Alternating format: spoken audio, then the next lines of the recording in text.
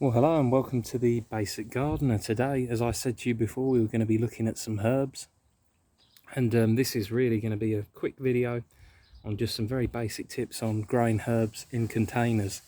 I've been growing herbs for a couple of years now, and I've just invested in a new one, which is the lemon balm, and I'm trying to sort of experiment with some different things with that I haven't done before. Now, first one we got up here is mint. Mint is one of the easiest herbs to grow in a container. Do not put this in the ground. It's very ill advised. Putting the mint in the ground, it can take over and it can be very invasive. And really now, as you can see, the height this has got to, we're just going to take some off of that just to tidy this up and stop it from shooting up and out.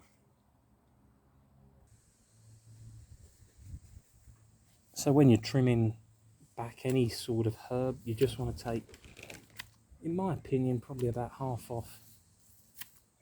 You don't want to take it all the way down to the base, because all you're going to do then is put the plant under too much stress and it won't be able to come back as well. But trimming this off, you've got all this new growth that you can then use in cooking with potatoes and in recipes, and it just allows you to see how this mint, as we started off, was already in quite a nice shape, quite thick, and it allowed the plant to thicken up as well.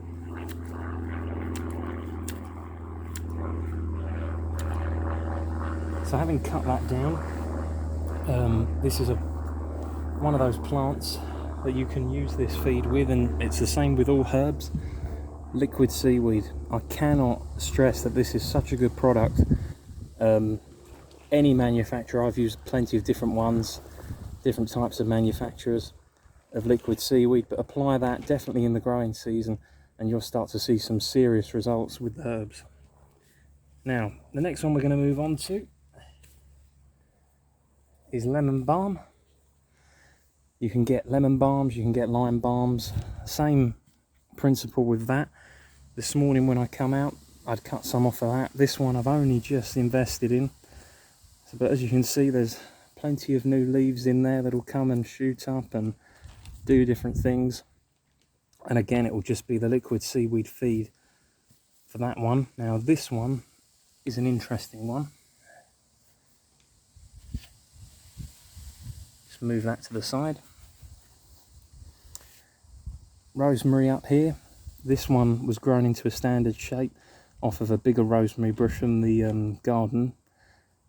Very easy, again, just to take off little bits at a time like that, I'd say. I'm only doing this to try and help thicken up that ball shape. I'm trying to get this one into a really nice sort of cylindrical shape. And the only reason I put the chive in this side with it, which is a member of the allium and onion family, is just to sort of create a little bit of a herb plant. I've never done that before, but I haven't actually fertilized these at all with a liquid seaweed, so I made up my watering can a little while ago. Just a little bit of fertilizer for both of these two.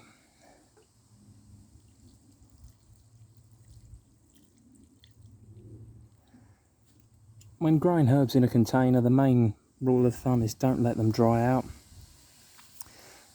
If you let them dry out, they can wilt. Most of them will recover pretty well, but I've always found herbs are great to grow in a container. We have got a couple of rosemary bushes in the garden which flower lovely in the springtime with blue flowers. They're one of the earliest things to flower as well. So really, if I was you, I'd get a long trough, put a handful of herbs in, keep them watered, and you can't really go wrong. The fact I've watered these during the daytime now does mean I will have to put them in a shaded spot somewhere in the garden. The only issue with not doing that is they can get scorched. And that is pretty much it. We've got all this freshly cut herb. You can put that in a bag and put it in the fridge for a few days and then use it in your cooking. I mean, lemon balm you can turn into a tea or can be used in different recipes. Rosemary, there's so many options with, chives as well. And don't forget the mint either. And that is pretty much it for today then, guys, on the Basic Gardener. thank you for watching, and I'll see you on the next video. And before we go, there's just a couple of bits I want to show you that I said we'd come back to at some point. So obviously I said to you about the flowers on the succulents on the Instagram page, and you can see they are looking pretty darn fantastic.